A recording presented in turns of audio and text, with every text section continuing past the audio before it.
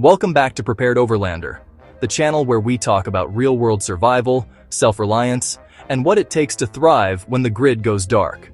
If you're serious about preparedness, you're in the right place. Today we're talking about what happens when civilization breaks down, and why isolation might be the only real path to survival. Because here's the truth.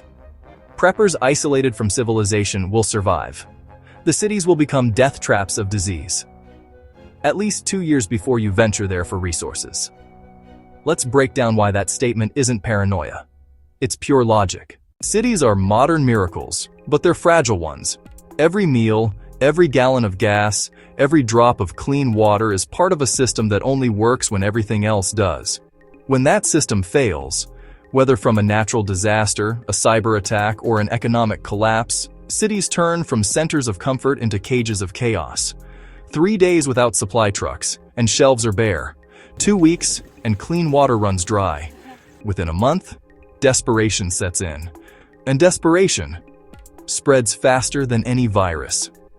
That's when the cities stop being homes and start becoming death traps. Now, let's talk about the opposite of that, the prepper life. The people who've chosen isolation, self-sufficiency, and independence. They're growing food, purifying water, generating power, and protecting what's theirs. To outsiders, it might look extreme, but when the system collapses, that's called insurance. Isolation doesn't mean loneliness. It means control. It means being far from the chaos, far from the contagion, and far from the desperate. That's survival. If you're getting value from this, don't forget to hit subscribe and like. It helps the channel grow and lets me keep bringing you more survival strategies and real-world prepping insights. Alright, back to it. If society collapses, remember this rule. Wait at least 2 years before you venture into cities for supplies. Year 1 will be chaos, starvation, disease, and violence. Year 2, the world stabilizes. Nature starts reclaiming what's left. Most of the immediate threats, human or microbial, have burned out. That's when scavenging becomes possible and survivable. Until then, stay put, stay hidden, stay alive. History has already written this script. In the 14th century, the Black Death wiped out cities, while small, isolated villages survived.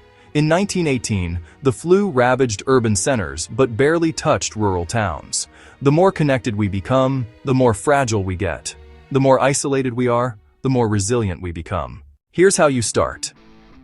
Today, build a 2-week emergency supply of food and water.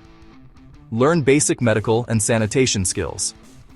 Get comfortable with off-grid systems, solar, rainwater, gardening, hunting. And connect with other preppers, because even isolation works best when you've got allies who understand the mission. Preparedness isn't fear, it's freedom. Preppers isolated from civilization will survive. The cities will become death traps of disease, at least 2 years before you venture there for resources. That's not a warning, that's a plan. When the grid falls, the prepared endure. The rest, wait for rescue that never comes. Thanks for watching Prepared Overlander. Stay sharp, stay ready, and as always, prepare today to survive tomorrow.